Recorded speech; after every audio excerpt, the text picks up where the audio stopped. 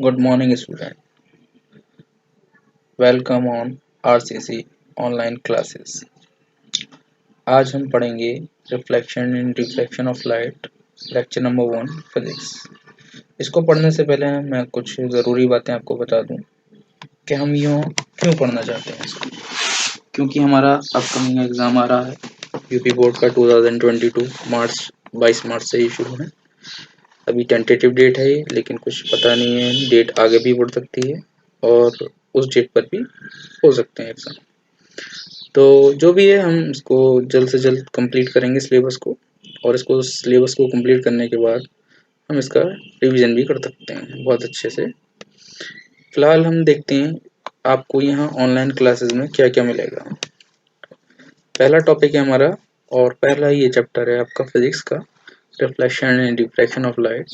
इसमें सबसे पहले जो टॉपिक्स हैं वो देख लेते हैं हम क्या क्या टॉपिक्स हैं। ये मोस्ट इम्पॉर्टेंट टॉपिक लिखे हैं मैंने, ताकि आपको बहुत अच्छे से और बहुत कम वक्त में समझ में आ जाए। तो नंबर 1 टॉपिक है हमारा रिफ्लेक्शन ऑफ लाइट। नंबर 2 है टाइप्स ऑफ रिफ्लेक्शन। नंबर 3 है terms use in reflection. Number 4 है laws of reflection. And 5 plane mirror and its property. Number 6 है spherical mirror and its type. Number 7 है terms use in concave mirror. Number 7 uses of concave and convex mirror. Number 9 है formation of image by concave and convex mirror. And number 10 है linear magnification. Number 11 sign convention used in concave and convex mirror. Number 12 mirror formula. Number 13 numerical problem based on NCERT and previous year question of UP board and CBSE board. और यहाँ हम MU के भी जो questions आए हुए हैं उनको भी हम डिस्कस करेंगे, ताकि एमयू के बच्चों का भी इसमें फ़ायदा हो जाए।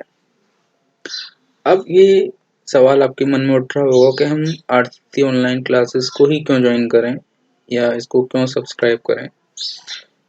तो बच्चों आपको बता दूं कि ये जो हम टॉपिक पढ़ाएंगे आज, आपको ऐसे टॉपिक पढ़ा देंगे कि आपने शायद कभी ना पढ़े हों। इसका रीज़न क्या है? इसका रीज़न है कि हम पहला यहाँ पर सबको टारगेट करेंगे, जितने भी हमारे हिंदी मीडियम के बच्चे हैं, जितने भी हमारे इंग्लिश मीडियम के बच्चे हैं, उन सब के बारे में हम सोच के चल रहे हैं। यहाँ पर इसमें हम सिंपल लैंग्वेज का इस्तेमाल करेंगे, जो कि शायद आप चाहते हैं सारी सिंपल लैंग्वेजेस, और इस सिंपल लैंग्वेज के ज़रिए आपको सारे कॉन्सेप्ट अच्छे से समझ में आ जाएंगे। ठीक, तो इसके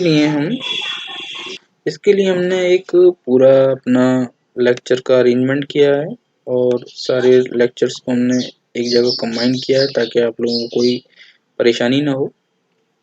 तो यहाँ देखते हैं हम सबसे पहले कि क्या क्या टॉपिक हमने पढ़ने हैं, ये हमने देख लिया। अब आगे हम चलते हैं कि क्या है हमारे टॉपिक्स के बारे में, इसकी डेफिनेशंस पार्ट देखते हैं। तो यहाँ देखते हैं हम सबसे पहले कि आपका रिफ्लेक्शन क्या होता है। आपका नहीं, मतलब रिफ्लेक्शन क्या होता है। तो यहाँ रिफ्लेक्शन देखते हैं। रिफ्लेक्शन में आप देखेंगे यहाँ पर एक टॉर्च है। इस टॉर्च के ज़रिए यहाँ आपके एक मिरर है, जो कि सादा मिरर है, जिसको हम सिंपल या प्लेन मिरर कह सकते हैं। इस मिरर पर एक इंसिडेंट लाइट आ रही है, ठीक है। ये यहाँ इस पर टकराती है और टकराने के बाद ये रिफ्लेक्ट हो जाती है। तो ये आपको दिख रही है एक टॉर्च है। टॉर्च के ज़रिए जो लाइट आपको यहाँ दिख रही है, इसको इंसिडेंट रे कहते हैं। और ये इंसिडेंट रे जब यहाँ आकर टकराती है मिरर पर, तो टकराने के बाद ये वापस चली जाती है। इसके वापस जाने को हम कहते हैं रिफ्लेक्शन कहते हैं। और ये जो रे बनती है इसके ज़रिए, इसको हम कहते हैं रिफ्लेक्टेड रे कहते हैं। ठीक, इसके बाद हम बात करेंगे कि हमारे पास ये दूसरी रे जो बीच में है इन दोनों के, इंसिडेंट रे और नॉर्म, और जो हमारी रिफ्लेक्टेड रे है, इसके बीच में ये रे जो दिख रही है, इस रे का नाम क्या है? इस रे को हम क्या कहते हैं? नॉर्मल रे कहते हैं। ठीक, अब यहाँ पर आपको दिख रहा है नॉर्मल रे, और यहाँ ये इंसिडेंट रे है। इसके बीच में ये एंगल बन रहा है जो ग्रीन कलर में है। इस एंगल को हम कहते हैं एंगल ऑफ इंसिडेंस। उसके बाद आता है ये नॉर्मल और ये रिफ्लेक्टेड रे के बीच में जो एक एंगल बन रहा है, ये कौन सा एंगल है? इसको कहते हैं एंगल ऑफ रिफ्लेक्शन। इस एंगल ऑफ रिफ्लेक्शन के बाद हम आते हैं अपने डेफिनेशन पार्ट पर कि एक्चुअल रिफ्लेक्शन होता क्या है। तो यहाँ रिफ्लेक्शन की बात करेंगे। तो रिफ्लेक्शन देखिए, यहाँ पर हमने डेफिनेशन लिख रखा है। रिफ्लेक्शन क्या होता है? It is defined as the bouncing back of light. Bouncing back, इसको बस याद रखें आप, ऑब्जेक्टिव के लिए आपकी बहुत इंपॉर्टेंट है। सवाल आ सकता है कि बताइए रिफ्लेक्शन किसको कहते हैं, तो आप याद रखेंगे कि रिफ्लेक्शन का मतलब बाउंसिंग बैक ऑफ लाइट, यानी लाइट का टकरा कर वापस आ जाना। बाउंसिंग देखिए आप ऐसे समझ सकते हैं, जैसे आपके पास कोई बॉल है, उसको आप ज़मीन पर मारते हैं तो वो टकरा कर ज़मीन से ऊपर उछलती है, इसी को बाउंसिंग कहते हैं। ठीक, तो अब यहाँ पढ़ते हैं कि रिफ्लेक्शन कितनी तरह का होता है, टाइप्स ऑफ रिफ्लेक्शन।